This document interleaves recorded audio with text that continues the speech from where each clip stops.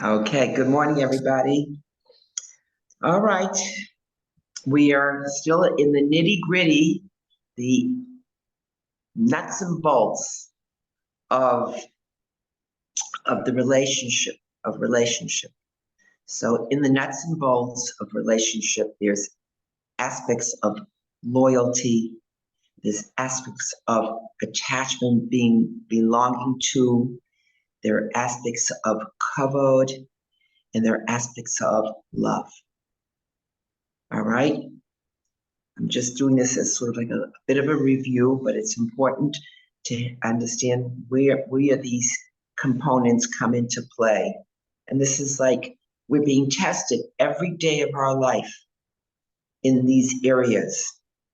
In other words, we're not living in a closet by ourselves, chas v'shalom. We wake up and the day is going to be a day filled with Hashem's, the circumstances, the situations, the expected, the unexpected, the people, everything. That makes up my day. You think we're going to work. Well, who are we working for? Whoever it is, it's all in relationship and connection to Hashem. Hold on 1 minute. I just have to get some water.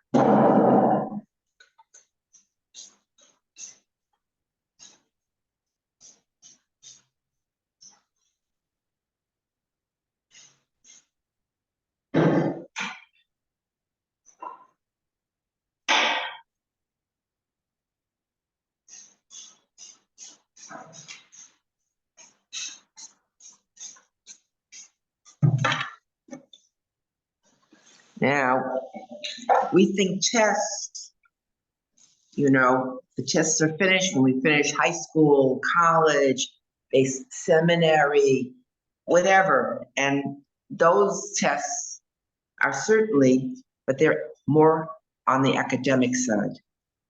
We're talking about are the tests of life, and they are with us every day, almost every minute, you could say, of the day, and we'll be tested to the last breath of our life because the test is for my best. Without the tests, I cannot grow. I'm not going to look for tests unnecessarily. I'm not going to put myself knowingly into situations that are going to test me when I have a choice not to be in those type of situations. But just normal, average, everyday life is a test. And we're being tested, so we want to know, what are we being tested?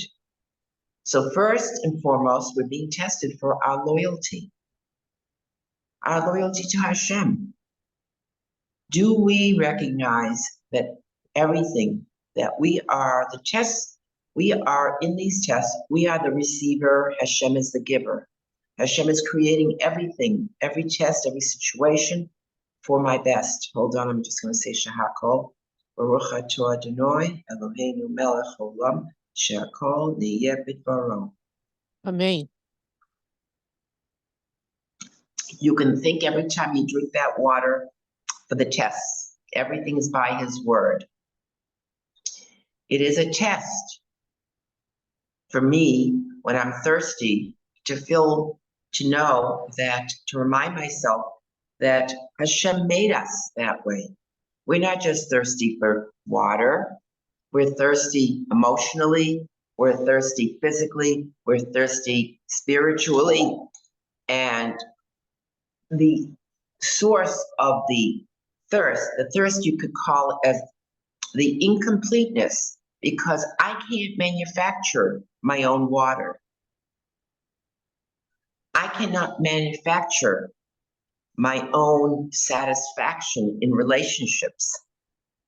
Hashem is going to put me into the relationships that's going to draw on my awareness that this is from Hashem, for my good. It's a test, it's my test, and it's the test, first and foremost, of loyalty. What is loyalty? Demonstrating my attachment to the giver, the giver, capital T-H-E, capital G-I-V-E-R, the giver, demonstrating my attachment to the giver, which makes me into a good receiver. Well, that's the test. Do I know how to be a good receiver? Now, it doesn't have to be on the instant, but it does have to be, we have to develop ourselves so that we know that what the goal is. We want to be good receivers because that is a good receiver demonstrates our loyalty to the giver. What does it Our mean, Laurel attachment. Sayo? You want to say something? Yeah, whenever we ask in our Yiratzons, Lo al Yidei Nisayon, what does that mean? Because we're always having the Sionos. That's right. No, but the fact is that we're not looking. As I said, you have to know, as we're going along, we have to know our limitations. But we're asking Hashem not to give us Nisayon in that Yiratzon. I understand, but that doesn't, we're asking Hashem not to, but we're being tested. Give me the whole tefillah. Let's go over it. Because the test is really, we don't want to be in tests that we don't want to walk into tests. We don't want to create our own tests, but we have a choice, yes, to be in a certain test or not to be.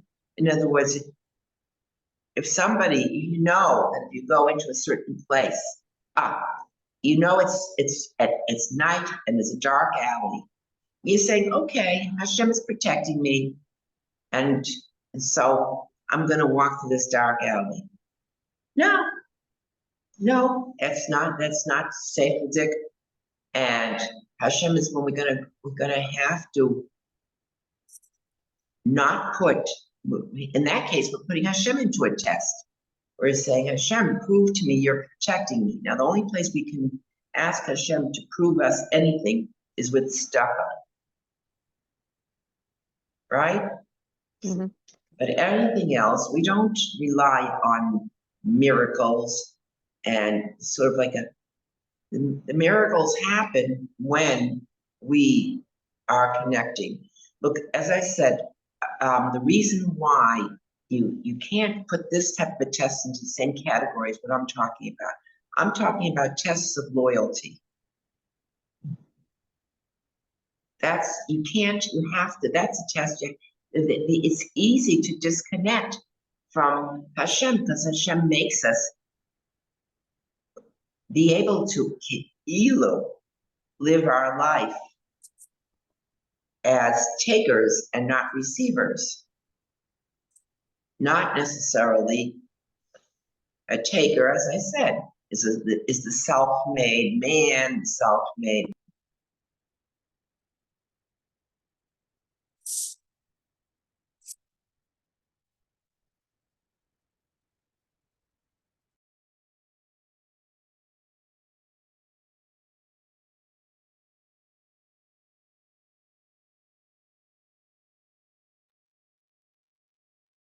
You okay?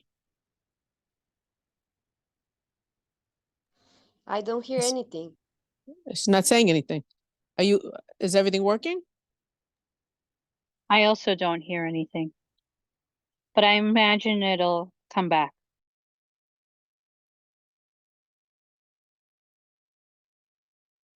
No, you are mute. You are on mute. It's not working. You want to put in the chat what the issue is? Do you hear us? No, we don't hear you. Don't hear you. Completely, you're on chat. Okay. All right. Now sorry. we hear you. Now I Okay. hear you, but you were on mute. Yes. Okay, so are we getting it? In other words, our loyalty to Hashem is going to be tested all the time because we are 100% dependent on Hashem. So that test we're obligated to be aware of and pay attention. Now, within that test could be more tests. Like, for instance, if something happens that I don't like, so the test is my loyalty to Hashem. This is coming from Hashem. It's my test. I need your help. I need to stay connected, even when I don't feel like being connected to a person that Hashem has sent into our life, a situation that Hashem sent into our life. But those are the tests that we were asking. But the test of Emunah is a constant. There's no getting away from it, because if we don't have that, we have nothing, because that is that's our connection. Our loyalty is our Emunah, our connection, and you need that in order to be a good receiver. Did I make myself clear? As you're sitting in the sun? Okay. Yes, very clear. Okay, very good. I'm glad you asked that question, Ita, but I'm glad I had something to explain to you what the difference is. There's some tests that are constant. It's like, excuse me. It's like, you could say, when I'm thirsty, I can take a drink of water and not say a bracha. And that could be a test, but that test is my test of loyalty to Hashem. I'm thirsty. I need water. I have a relationship with you, Hashem. You're the source of making me chaser, incomplete in this way, because why am I incomplete? Because I can't produce my own water. I need to recognize that this incompleteness is to make sure that I continuously have a relationship of receiver-giver, emunah, attachment, loyalty to you, Hashem. I understand why I'm thirsty.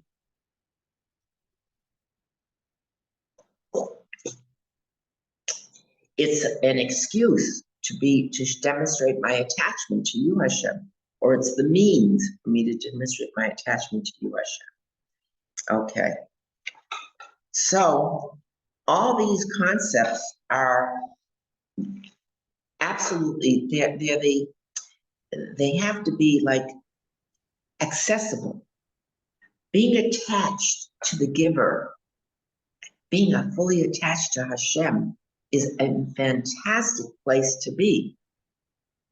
And when I demonstrate attachment to my husband, healthy attachment to my husband, how do I demonstrate healthy attachment to my husband? By demonstrating my attachment to Hashem. Hashem is telling us, make sure he feels safe, important, and redeemable. That will give him, it will create the attachment from him to you, from you to him, and from him back to you. And from me to Hashem, and Hashem back to us. We want to have Hashem, we want to draw Hashem into this partnership, into this, not just partnership, but into this creation that's based on attachment. Water is a creation that's based on the attachment of two molecules and two molecules of hydrogen and one molecule of oxygen. It's a new creation, and it's based on that attachment. Attachment should not surprise us. It is by the word of Hashem that chemistry exists, and that there is attachment. We find what things attach to what. For instance, a magnet does not attach to plastic. But Hashem is telling us that Am Yisrael attaches itself to Hashem. And a husband and wife attach themselves to each other. This is healthy. What makes it healthy?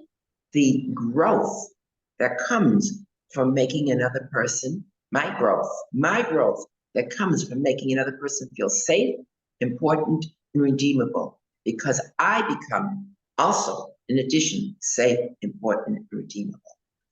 All right? So What do you do when it's not attachment, healthy? pardon me? I now have just this someone in my mind.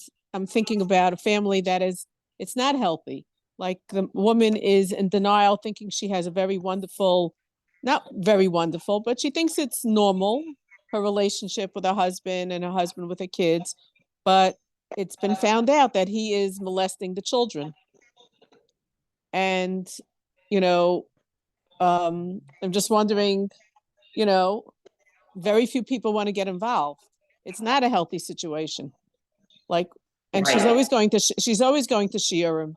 She's always trying to do what's best, but she's in a denial that it's not a healthy situation and that her children are being molested under her nose. She doesn't even see that. Right. So her loyalty to Hashem is for her to lift up the veils and report her husband to the people who can help the situation. I mean, those poor children it's going to be it has a very non-beneficial effect on the children. No, it's pretty horrible actually. But Yes. it's hidden, it's sort of like, you know, people don't want to deal with it. Well, Yeah. as I said, there's got to be somebody who is going to be willing to deal with it. I'm Well, we're trying, and it's not easy, not an easy thing. not easy. In other words, we haven't found the solution yet. We're davening, haven't found the Yeah, solution. you haven't found the right. You have to ask Hashem to send you the right message and the right messengers to help the situation. We're not this situation. What I'm talking about is healthy, healthy. When a Yeah. situation is unhealthy, which is clearly the case here, this does not apply. Healthy attachment is stability. It makes children feel stable. It makes us feel stable. We feel everybody. It creates because healthy attachment brings Hashem into the partnership, into the relationship. It's a partnership, but it's different than any other partnership because there's no seam, SEEM and SEAM, no seam. It's a unity. A husband and wife are unity. I'm Yisrael Kodesh Baruch Hu are unity. I'm trying to transmit to you, explain to you what are the nuts, how do you create a unity which is so supernatural? How is that possible? How could the creator and the creation be one? But if you don't believe that, then you don't also believe that there's an inyan of Kedusha. We're an Am Kadosh. What makes us Am Kadosh? Because we are attached to Hashem, his mitzvahs. And that transmits Kedusha to Am Yisrael.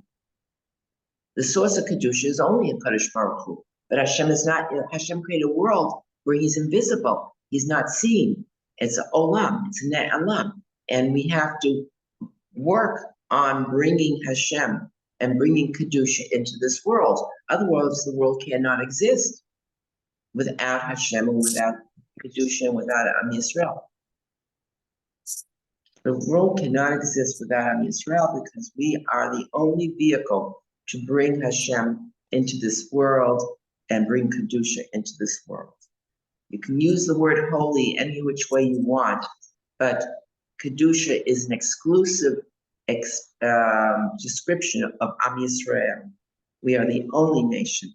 And matter of fact, you know that a Goy, they don't have Kedusha, and therefore they also don't have Tumah. Okay? All right, so now, what are we talking about here? Because Hashem is creating a system of relationship that will be the source of fulfillment in life. As Jews, we don't have to break our heads and figure out, how do I fulfill myself? Yes, I take inventory of the gifts of talents and energy and intellect that Hashem has given me. But fulfillment is a relationship with Hashem within everything that Hashem has already given me. So I have to apply my gifts towards having this type of a relationship with Hashem and the people Hashem sends in my life through the circumstances of my life. So what we're talking about here in the end is you can't get to fulfillment unless a person has an awareness that they're incomplete. Chaser. Chaser is a positive aspect of life. It brings us to completion if we know how to utilize it. The chaser is supposed to make me into a receiver and enable me to attach myself to the giver and make my husband into a giver. Just how I attach myself to Hashem, Hashem is letting us know to attach ourselves to our husbands, make our husbands better givers, and motivated givers, inspired givers. We have to make our husbands feel safe, important, and redeemable. Okay? So this is the fundamental basis of relationship called marriage. Am Yisrael Kadosh Baruch Hu, our relationship with Hashem is called a marriage. It is parallel to our relationship with our husbands, and in marriage, what we have to accept is in marriage with Hashem that we are 100% dependent on Hashem to help us achieve fulfillment in any way, including my thirst for water, which I'm going to take a little more water for, and fulfillment in my relationships, which means emotional, spiritual, and physical fulfillment. In my relationships with other human beings, I'm going to be fulfilled and attached. I'm going to demonstrate my attachment to Hashem. Okay. Let's see here. All right, so marriage is M. So what is this attachment again? It's a recognition that I am chaser. I am incomplete. In relationship to my husband, in that marriage, that I'm incomplete, my husband's incomplete, and the fulfillment, the completion, the comes through the unity that requires I bring Hashem in. Hashem has got to be in the picture unless there's no unity, and there's not going to be the unity and the fulfillment that we're talking about. Because what we're talking about is not natural. Natural is separateness. Natural is is independence.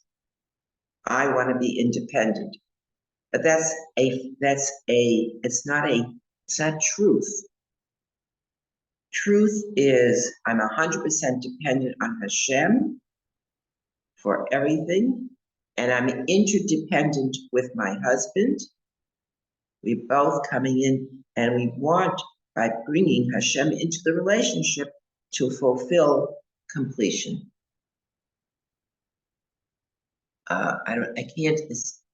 Somebody's writing me some quick something. Okay, fine, you have to, okay. I think so. I can't read the whole thing, but I think you have to. Regular. I can't see your whole message. All right, let's continue. So now, again, because this is so foreign, we have to remind ourselves that we are part of a creation. A husband and wife is a brit nisuin. We are a divine creation, And Am Yisrael and Kadosh Baruch Hu are also a divine creation. And in bringing Hashem into our relationship, we are showing our loyalty to Hashem and Hashem's creations. That is Am Yisrael and Kadosh Baruch Hu, and myself and my husband. All right? And until I create this attachment, this loyal attachment to Hashem, I'm going to be, my chaser, my incompleteness is going to become a very, what shall I say? It's going to be a source of insecurity in my life.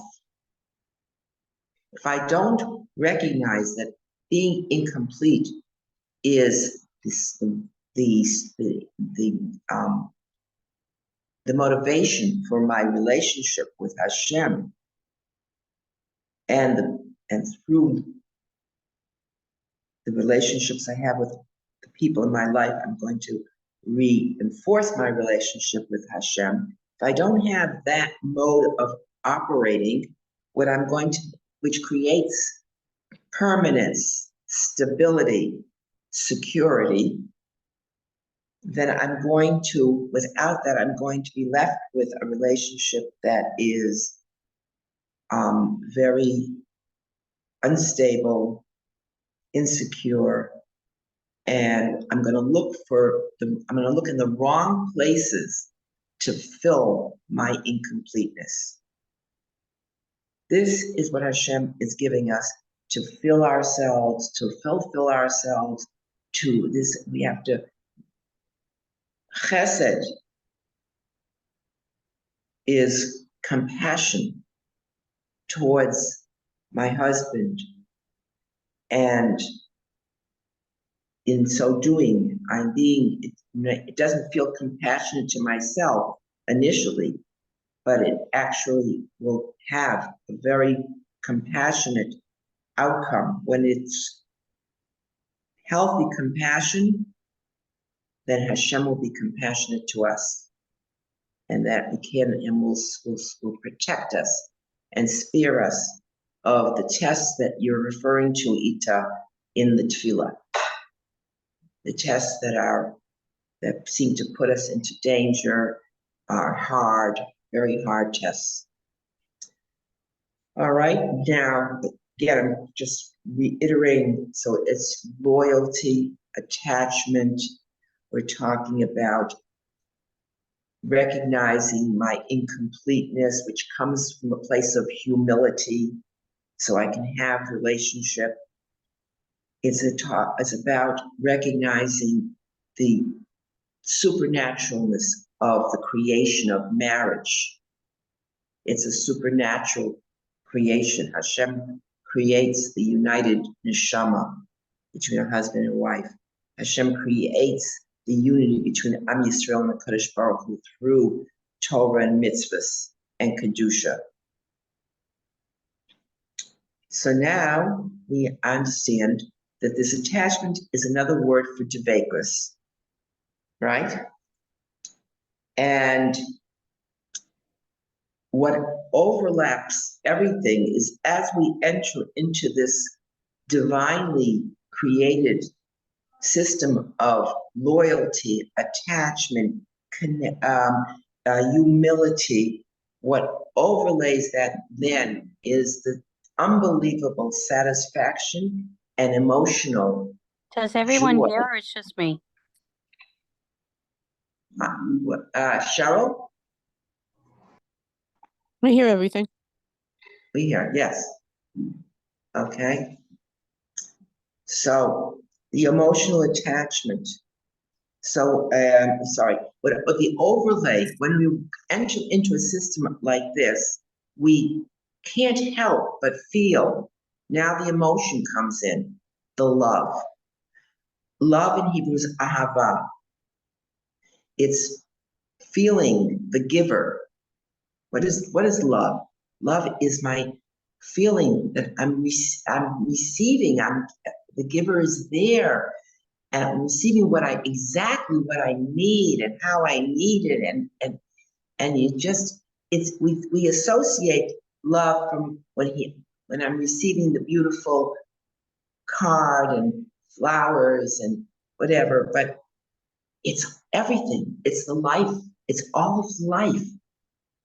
And feeling in love with life, in love with Hashem, in love with, and of course, the love for my husband is now being brought to the surface when everything else is in place, the emotional piece. But it's not something, excuse me.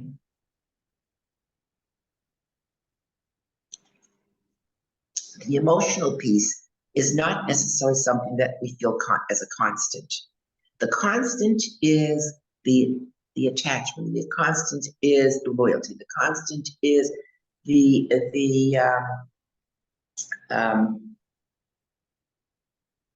what did we say? The loyalty, the attachment, the humility. Right? Now we have to daven for all these things, even though these are constants. They're constant in the sense that they are both privileges and responsibilities. So we have to daven. If there's a privilege here, along with the privilege comes a responsibility. So we need Hashem's help to navigate through the responsibility part of things. And then when we have all that in place, we feel a love, a desire to be more generous and to be more grateful and to appreciate more what we already have. The ingredients of my life are already a potential for my stability, for my security, for my self-esteem. Yes.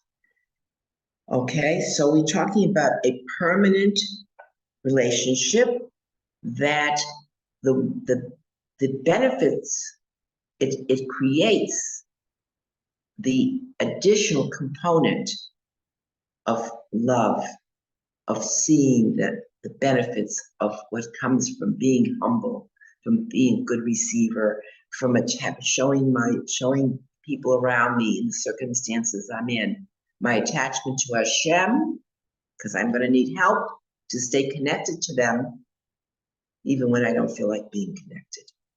Might mean creating a space, might be a very big space, but it might mean a lot of other things as well. Okay? All right. Now I'm gonna read from the Sefer. So Kavod is the two umbrella components is first Kavod, which is a relationship of attachment that's demonstrated through safe, important, redeemable. And the other overarching piece is love that comes from the joy and the gratitude of having a relationship and appreciating the relationship and demonstrating a generosity of spirit and a joy that emanates from this relationship. Let me read on now. So, the binyan habayis mitbases, the home is built.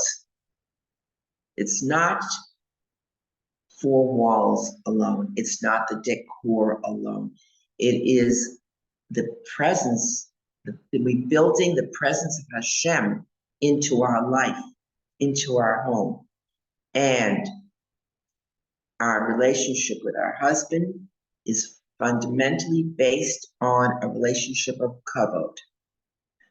This is permanent. It's a permanent connection. It's a permanent relationship. היחס הכבוד שאינו נופל ואשר יש בכוחו לחייב. Okay? It's a privilege to give someone else their kavod because this is my stability, my safety, my protection, my redeemability. Okay, so I'm obligated. Kavod comes with obligations. It's privileges and obligations.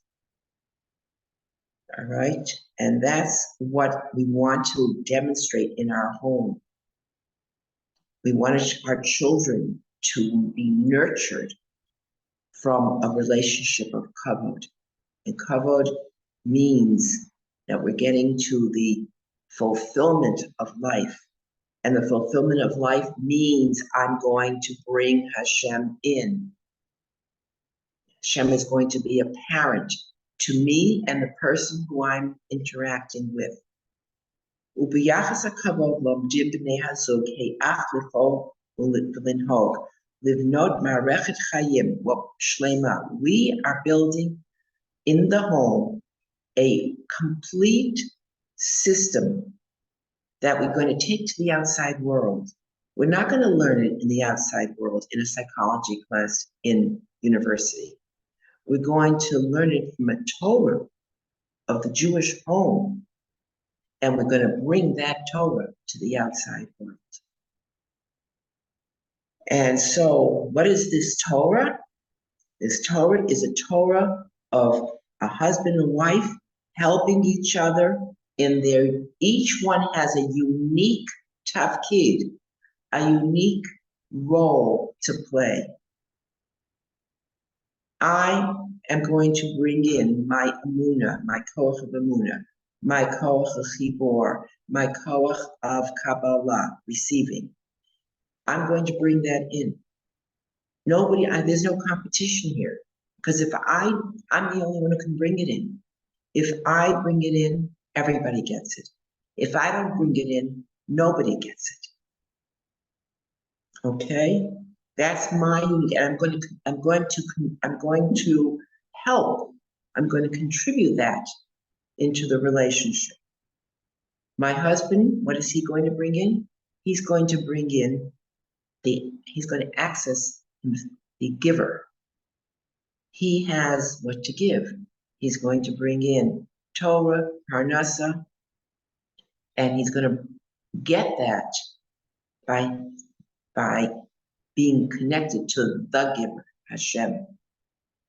How is he going to get to that place? When he experiences my koach of chibur and munah and Kabbalah, being the receiver, that's what's going to make little h and big H into bigger receivers, bigger givers. In other words, my husband's, we want him to be a bigger giver. He has to receive it from Hashem. He has to be connected to Hashem. He will get it, Mirza Hashem. And so his role as the giver is his unique component. Now, a receiver can be also what you call, better than a giver, a good receiver becomes a good influencer. I don't want to use the word giver, although of course a mother gives a lot, and a wife gives a lot. But more important than giving is influencing. Because the other person, if we give, could end up being a taker. We want them to be a receiver. So a receiver, if we influence the other person, that means they're receiving. If we give another person, that could mean we could give a kid everything they need. They could become takers and spoiled. When we give them and they become receivers, how? By being influenced. That's why a mother has the greatest influence on her children. Religion goes by the mother. She also has the greatest influence on her husband, who will be influenced by Hashem directly. All right?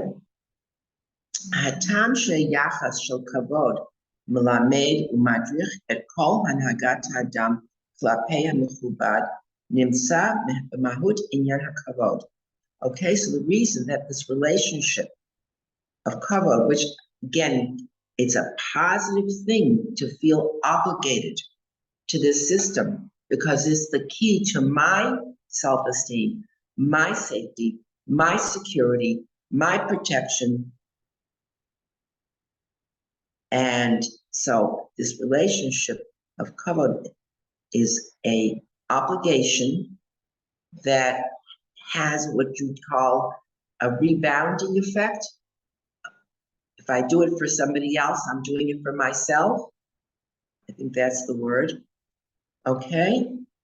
And what we're paying for so much attention on is how do I give this kavod to the other person? How do I give it to them? Okay, so we say a kavod eino mistapek b'haracha u'b'yachas shalei. So we're saying kavod is not the motivation for kavod is not sufficient. I'm not motivated sufficiently for kavod if it's just an emotional thing or even an intellectual thing. I think this person is worthy of kavod because they've done something special. Oh, or I just feel very connected to this person, so I'm going to give them kavod. No, that's not enough. Right? Kavod obligates me, maybe because it brings about glory, tiferes. Now, where does glory come into the picture? All right? Glory is part of a system. It's the glory of Hashem, a system of actions that demonstrate the glory of Hashem into our life. Okay? And so when we talk about glory, we're talking about the glory of Hashem, and therefore Hashem is in this picture. Hashem is obligating us to have relationship with the people in our life, especially our husbands, in such a way that we bring the glory of Hashem into our life, into our home. Okay, Kamosha Matzanu Bechod HaKohanim HaDoresh Hitbatut B'Bigdei Kahuna. So glory of Hashem is, it's funny that we're reading this now because this is this week's Parsha. In this week's Parsha, we talk about the clothing for the Kohen. It is so detailed.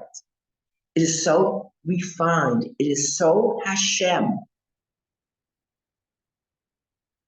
You know, you have one thread of gold and 3 threads of the other colored materials, and the way it's wove, every aspect of the Kohen's clothes, because the Kohen has to walk around representing the glory of Hashem. And it says here, right in the Chumash, Shmos, Perek Chavchet, Pasuk Beis. Vasisa b'dei kodesh le'aharon achicha l'chvod v'l'tiferes. Kavod is tied into tiferes, glory of Hashem, is brought about through the kavod. And this is what Hashem, this is that pasuk. Hashem says to Moshe, you will make Bigdei Kodesh, holy garments for your brother Aaron. L'chavod v'l'tiferes. Aaron is a Kohen. It is for his importance and for the glory of Hashem. His is little h always and big H. V'kein anu motzim b'chvod horim u'morim kavod beit hakneset v'chulei hakavod eino nigmar b'yachas v'hu mechadesh derech hayim shel ma'asim v'halachos he'ach l'nhog im ha'mekubad. And this is now every area we talk about Kavod, we're talking about the glory of Hashem revealed through our relationship of Kavod. Kavod to parents, Kavod for the Beit Knesset. Kavod does not, Kavod eno nigmar b'yachas. Every time we interface with the person, our parent, our husband, another Jew, and even a place, it's not coveted in a Beit Knesset to eat, for instance, or to do anything that is not mechubad for the Beit Knesset. Kavod nigmar. So it is every time we come back to the Beit Knesset, we are obligated to demonstrate we're obligated by even halachas. In other words, Kavod to the parents, kibbud avim, is all halachas. And every time we interact with our parents, we have to draw on the halachas.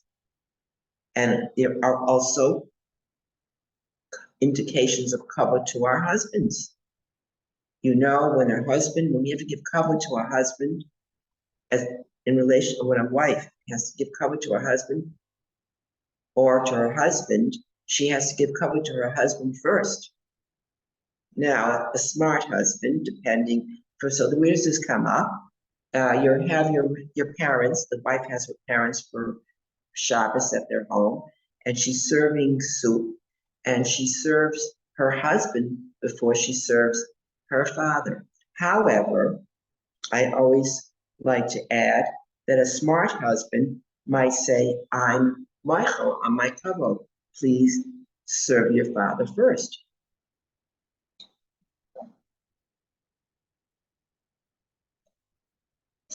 I will tell you how many shalom bias problems I have heard about based on the wife not knowing this, and she insists on serving her father first. And it shares the shidduch. It makes the marriage not go well. Now, if she serves her father first, and her husband not saying it, but implying it. In other words, it doesn't bother him at all. He likes it. He didn't say specifically, I'm Ochel my Kavod, but he's implying it. That's also okay. It's nicer if he says it, but it's okay. But when I hear wives who tell me how upset they are with their husbands, how could they not want to give kavod to her father before? This is not, there are halachas here. How to behave with the mechubad, the person in front of you, is very important for us to know, and people don't know them. Zehu koach hakavod litzor bayit, shehu makom bo kol hamaasim shel haish va'isha mivatim et hahashlama ze lezeh. Okay? Kavod has power to it. What is it, the power? It's the power of creating a home, a glorious home, a home where the relationships between the members of the family reflect the relationship with Hashem, a glorious home, and everything that we do within the home between the husband and wife express this fulfillment. I need you, you need me. Kavod is a mutual. We need to give each other kavod. And how does my husband learn how to give me kavod? Not by me telling him what to do, but by me knowing and showing him how I have kavod towards him. Little h, big H. And then I can dive into Hashem that our husbands will in turn know and understand how to give kavod back to the wife. But we can ask for the kavod. If you just finished making a fantastic a meal during the week or especially Shabbos, and you need to hear an encouraging word from our husbands, then we can say, Yankee, it would mean so much to me if you could give me a good word. Did you enjoy this supper? Did you enjoy? I made it special for you. You can ask for it. There's nothing wrong. Women say, well, if I have to ask for it, what good is it? No, that's not so. It's part of humility. Make your husband into a giver.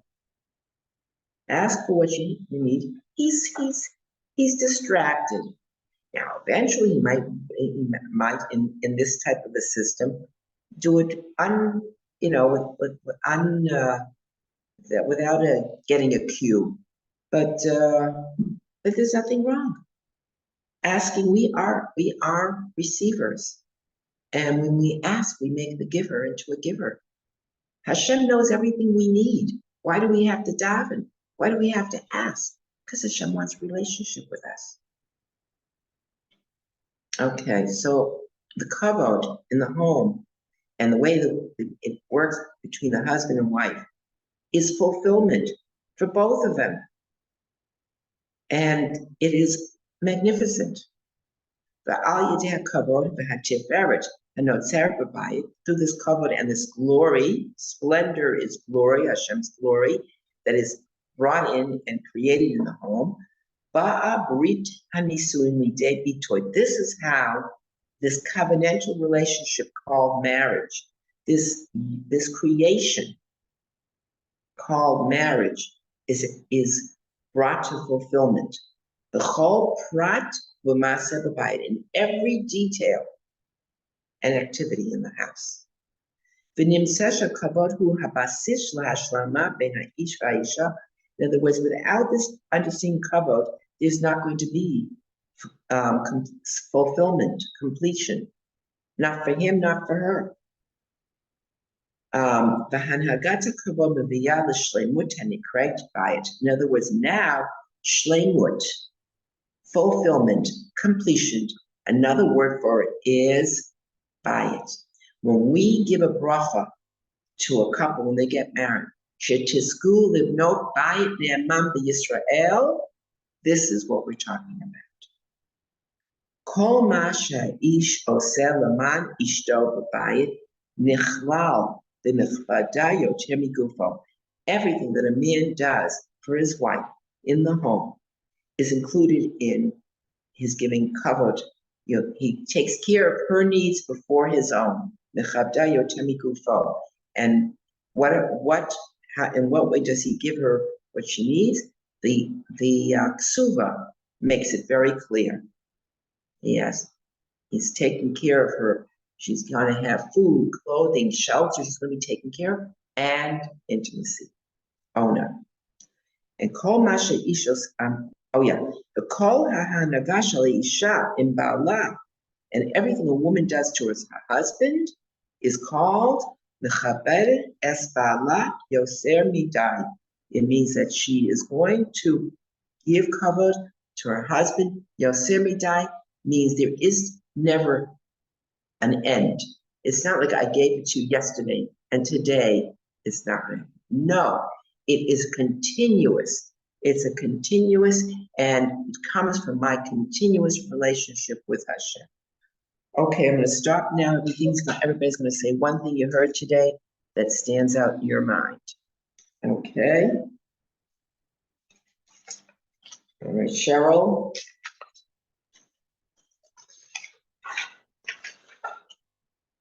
Oh, I don't know if Cheryl's with me. Let's see here. Oh, Cheryl had to go. Okay. Hi, no, Ida. I'm here. I'm here. Oh, you're here? Okay, Yes. good. Okay, Cheryl, one thing you heard today stands out in your mind. How much of our relationship is important with loyalty? Having I'm sorry, loyalty to Hashem. Yeah, say that again. I'm sorry, I didn't hear about the whole thing.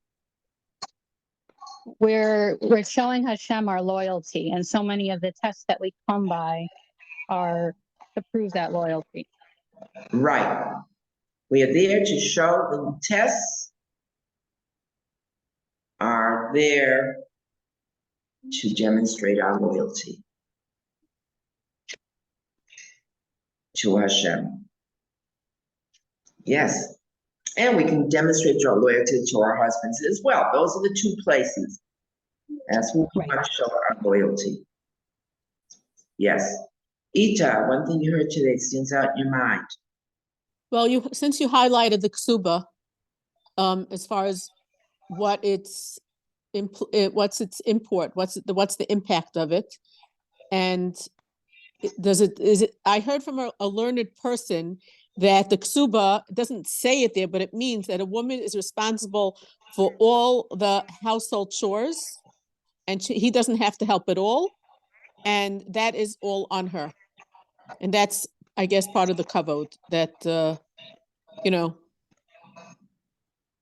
I think it's a little bit not.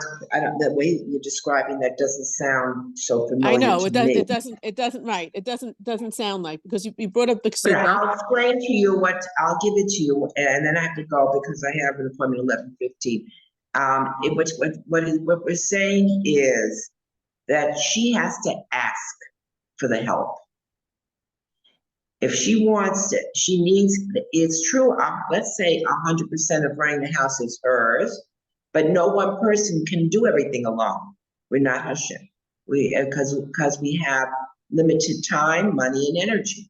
Okay? So what a woman has to do is recognize, if let's say the responsibility is hers, is she has to recognize how to present her requests.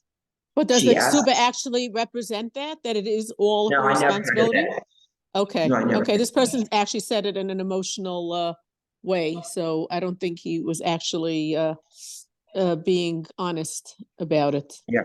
So I'm just explaining to you what is truthful about it. What's truthful about it is a woman's relationship to her husband is one of a receiver. She has to make her husband to a giver. She has to ask. What makes a person to a receiver? Asking for what you need.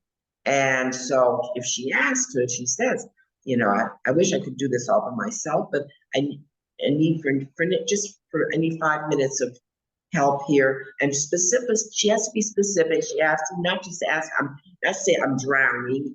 That's not going to do it.